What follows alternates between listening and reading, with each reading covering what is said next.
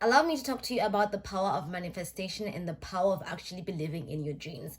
I have a stack of papers with me today because I have a lot to talk about and I don't want to start rambling because I am known to start rambling out of nowhere, just like I'm rambling now. So let me just refer to my stack of papers as I'm talking to you guys, so that I don't start rambling and I don't make sense. There are two ways for you to submit your application to the GKS scholarship. You have the embassy track and then you have the university track. Now, embassy track just means you have to submit your stack of documents or your application documents through the Korean embassy in your country or in a neighboring country. And the university track just means you have to submit your application documents directly to the university that you're trying to apply for.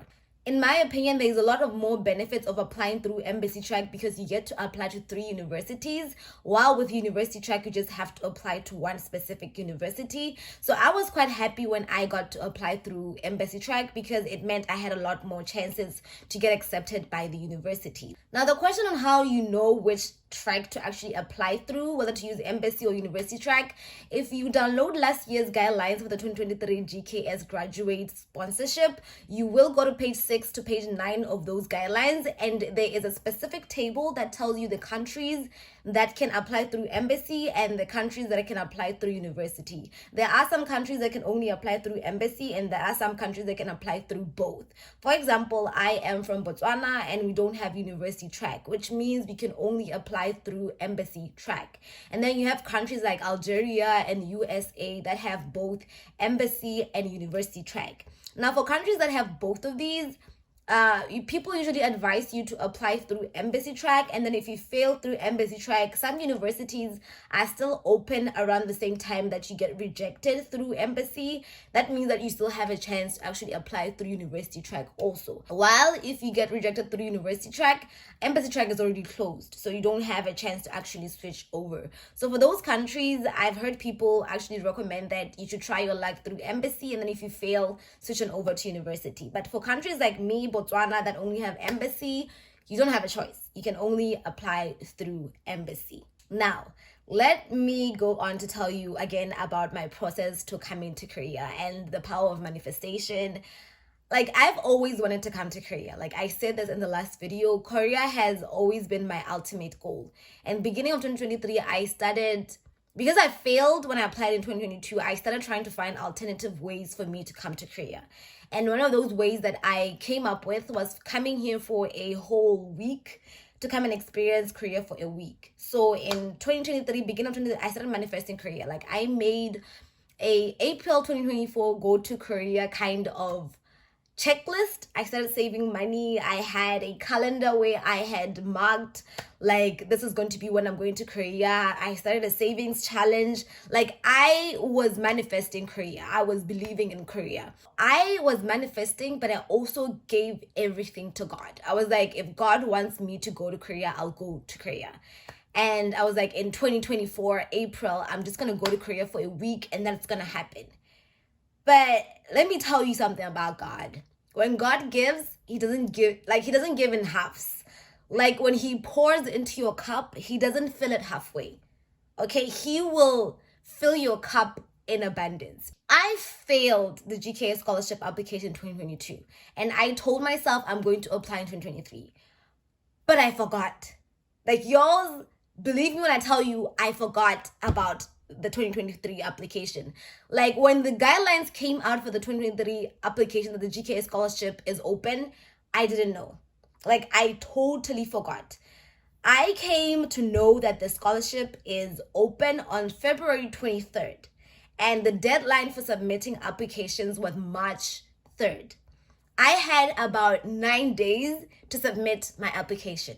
And mind you, I didn't want to use my application documents from 2022. I wanted to redo all my documents. So that meant I had 9 days to get new recommendation letters, 9 days to go and apostle my documents, 9 days to do all of these things, to redo my study plan, to redo my personal statement. I had 9 days. And mind you, I had a 9-to-5 job. I still had to go to work, and then at lunchtime, during that hour, I would have to take a cab and go to, like, Ministry of Foreign Affairs, go to UB. Professors are not there. I'd have to leave my documents there and then keep calling them. They don't answer their phones, email them, they don't reply emails. I had 9 days to do all of these things. 9 days. And when I tell you it's God, this is what I mean. This is God. I could have not checked the Korean Embassy bulletin board. I could have completely forgotten to check it. But something in me on that specific day told me to check the bulletin board. And when I checked it, the guidelines had been there for almost 3 weeks. 3 weeks. 3 weeks. And I had 9 days to do all of these things. And when I tell you I did all of them, I did all of them. On the day I submitted my application, when I went to DHL and submitted it to be courier to South Africa, that's the day I finished my personal statement. That is the day I put a dot on my personal statement. And I tell you that if it's not God, I don't know what it is. So yeah, on the 28th of February, I couriered my documents to South Africa with DHL. And that Friday, the 3rd of March, was the deadline for the applications. And on that day, as I knocked off from work, I had Korean lessons that day. On my way to my lessons, I got into a car accident. On the 3rd of March, the day that was the deadline for the GKS scholarship, I got into a car accident. And when I tell you again, it is God. Luckily, nothing was broken. I had I don't know what to call it, a sprain on my back. Yeah, I had a sprain on my back. So I had to have bed rest for a whole week. But nothing was broken. Nothing was broken. I submitted my application February 28th. I got my final results in June of 2023. That's about March, April, May, June. That's about 3 months. Now, if you just say 3 months, it seems like it's not a lot of time. But if you're living in it and you are waiting to get results on whether you've been accepted for a scholarship, 3 months is a lot of time. So there are 3 rounds to the embassy application process. The first round is that you submit your documents to the embassy in your country or in a neighboring country. In my case, I submitted my documents to the Korean embassy in South Africa because Botswana does not have the Korean embassy. Now, the first round for embassy track is that you submit your documents to the embassy. They go through your documents. They check if you actually qualify to apply for the scholarship, and then they hold an interview for you. In my case, I submitted my documents April 28th. The deadline was March 3rd, and then March 18th, I got an email inviting me to an interview on March 9th. So March 9th, they held an interview, and then the results came out March 17th. And when I tell you the wait will kill you, the wait will kill you. Don't even play. The wait will kill you. Waiting for the results was the hardest thing about applying for the scholarship. Preparing the documents was hard, but waiting for the results to come out was the hardest thing ever. And then the second round is that after you pass the interview stage with the embassy, they send your documents to NIIED, which is the department that actually is in charge of the GKA scholarship. And now with NIED, there is no interview. They will inspect your documents and see if you actually qualify for the scholarship. If they like you, they don't. And then if you're not accepted, you're not accepted. Now they posted the results in May 4th. Now imagine from 17 March, when the embassy first posted that you've been accepted, to 4th of May. How are you supposed to handle the wait? How are you supposed to handle being anxious and be am I accepted? Am I not accepted? I went insane. I was constantly going on the website and checking if the results are out. Okay. And then they came out 4th of May and I passed NIED stage. Now, NIED will send the documents of those who have succeeded through the second round to the 3 universities that you have applied for. In my case, I applied to Ajo University, Sunshine University, and Pusa National University. Now, they sent documents to all 3 universities. Now, all 3 universities can hold interviews, but in my case, I only had an interview with Ajo National University. The other 2 universities do not hold interviews. And the interview was nerve-wracking. The interview stages are nerve-wracking. You just have to prepare, but if you prepare well enough, it's going to be okay. So yeah, after the 3rd round, that's when I realized why embassy track is the best, because you just need to get accepted by 1 university and you're really sure that you're going to go to Korea. I was so nerve-wracked, but when I got my first acceptance, Pusan University was the first one to send the acceptance, and then Ajo University, and then Suncheon University. I was accepted by all 3 universities that I applied to, and I was so grateful and I was so happy. I was oh my God, the anxiety space is gone. Okay, now I can finally decide on where I want to go. Now, let me talk a little bit about the interview questions that I had. I think the hardest interview questions are for the embassy track because it's your first interview and you don't know what to expect. When you get around to having the interview with the university, you've already had an interview with the embassy, so you do have kind of like experience having an interview for the GKS scholarship, so it is a little bit less nerve-wracking. But the embassy track interview was honestly the most nerve-wracking, and I prepared a lot. Again, I'm just going to be putting screenshots of everything as I'm saying it. I prepared a lot, and these are some of the questions that I received.